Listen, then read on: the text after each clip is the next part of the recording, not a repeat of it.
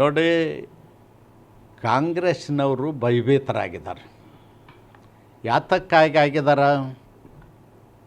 ಅವ್ರಿಗೆ ಅಲ್ಪಸಂಖ್ಯಾತರಿಗೆ ತೊಂದರೆ ಆಗ್ತದೆ, ದೀನದಲಿತರಿಗೆ ತೊಂದರೆ ಆಗ್ತದೆ, ಬಡವರು ಹೋಗ್ತಾವ ಅಂತಕ್ಕಂಥ ಭಯದಿಂದ ಅಲ್ಲ. ಅವರ ನಾಯಕ ರಾಹುಲ್ ಗಾಂಧಿಯವರು 2 ದೇಶದಲ್ಲಿ ಪೌರತ್ವವನ್ನು ಹೊಂದಿದ್ದಾರೆ.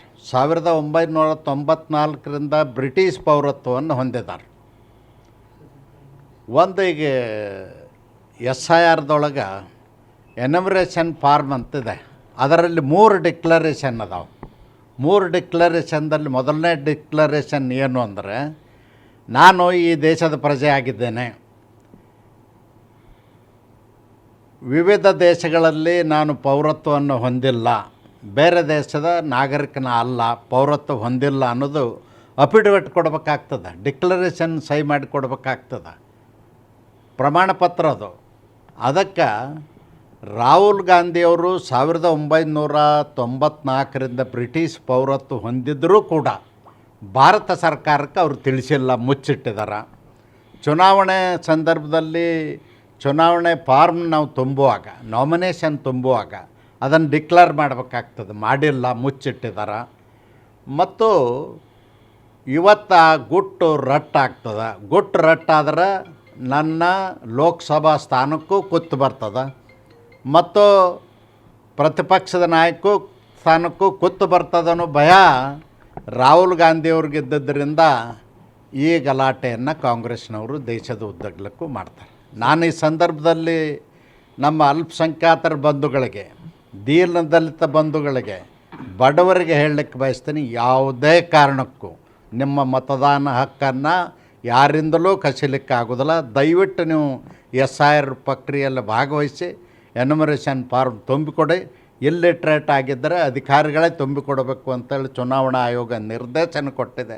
ಯಾರಿಗೆ ತುಂಬಲಿಕ್ಕೆ ಬರೋದಿಲ್ಲ ಅವರು ಚುನಾವಣಾ ಆಯೋಗದವರು ನೇಮಿಸಿದಂಥ BLOಗಳಿಂದ ಮತ್ತು ಇನ್ನಿತರವರಿಂದ ಸಹಾಯ ಪಡೆದು ತುಂಬಿಕೊಡ್ತಕ್ಕಂಥ ಕೆಲಸ ಮಾಡಬೇಕು. ಪ್ರತಿಯೊಬ್ಬ ನಾಗರಿಕರು ಈ ಪ್ರಕ್ರಿಯೆಯಲ್ಲಿ ಸಕ್ರಿಯವಾಗಿ ಭಾಗವಹಿಸಬೇಕು ಅಂತ ವಿನಂತಿ ಮಾಡ್ತಾರೆ. ಸರ್, ಇನ್ನೊಂದು BK ಹರಿಪ್ರಸಾದ್ ಅವರು ಏನು ಹೇಳ್ತಾರೆ, ಏನತ್ತ ಸ್ಲಮ್ಗಳಲ್ಲಿ BLOಗಳು ಹೋಗ್ತಾ ಇಲ್ಲ, ಆ ಕಾರಣಕ್ಕಾಗಿ ನಾವು ಅಲ್ಲಿ ಚರ್ಚ್ ಮಂದಿರಗಳಲ್ಲಿ ಸ್ಲಮ್ಗಳಲ್ಲಿ BLO ಹೋಗ್ತಾ ಇಲ್ಲ ಅಂದ್ರೆ ಸರ್ಕಾರ ಏನು ನಿದ್ದೆ ಮಾಡ್ತದ? ಯಾರು ಅವರು BLOಗಳು? ರಾಜ್ಯ ಸರ್ಕಾರದ ನೌಕರರಿದ್ದಾರೆ, ಬೇರೆ ಯಾರೂ ಅಲ್ಲ. ಅವರು ರಾಜ್ಯ ಸರ್ಕಾರದ ಅಧಿಕಾರಿಗಳಿದ್ದಾರೆ. ಅವ್ರನ್ನ ಕಳಿಸುವಂಥ ಆಡಳಿತ ಇಲ್ಲೇನು ರಾಜ್ಯದಲ್ಲಿ? ಕಾಂಗ್ರೆಸ್ ಸರ್ಕಾರಕ್ಕೆ ಆಗೋದಿಲ್ಲ, DK ಶಿವಕುಮಾರ್ ಅವ್ರ ಸರ್ಕಾರಕ್ಕೆ ಆಗೋದಿಲ್ಲ. ಯಾರಿಗೆ ಎಲ್ಲಿ ಡ್ಯೂಟಿ ಹಾಕಿರ್ತದ ಅಲ್ಲಿ ಪ್ರತಿ ಮನೆಗೂ ಹೋಗಿ ಮಾಡಿಸುವಂಥ ಕೆಲಸ ಮಾಡಿಸ್ಬೇಕು ಅಂತ ವಿನಂತಿ ಮಾಡ್ತೀನಿ. ಮತ್ತು ಸಾರ್ವಜನಿಕರಿಗೆ ನಂದೊಂದು ವಿನಂತಿ ಅದ, ಅವರು ಬರದೇ ಇದ್ದರೂ ಕೂಡ ಯಾರ್ಯಾರಿಗೆ ತುಂಬಲಿಕ್ಕೆ ಸಾಧ್ಯದ ಮೊಬೈಲ್ನಲ್ಲಿ ನೀವು ಅಪ್ಲೋಡ್ ಮಾಡಿ ಕಳಿಸುವಂಥ ವ್ಯವಸ್ಥೆ ಕೂಡ ಇದೆ, ಡಿಜಿಟಲ್ ವ್ಯವಸ್ಥೆನೂ ಅದ, ಅದನ್ನು ಮಾಡಲಿಕ್ಕೆ ಅವಕಾಶದ ಮಾಡಿರಿ. ಇಲ್ಲ ಅಂದ್ರೆ ನೇರವಾಗಿ ತಹಸೀಲ್ದಾರ್ಗೆ ಕಂಪ್ಲೇಂಟ್ ಮಾಡಿ, ತಹಸೀಲ್ದಾರ್ ಜವಾಬ್ದಾರಿ, ತಹಸೀಲ್ದಾರೇ ಮನೆ ಬರಬೇಕು.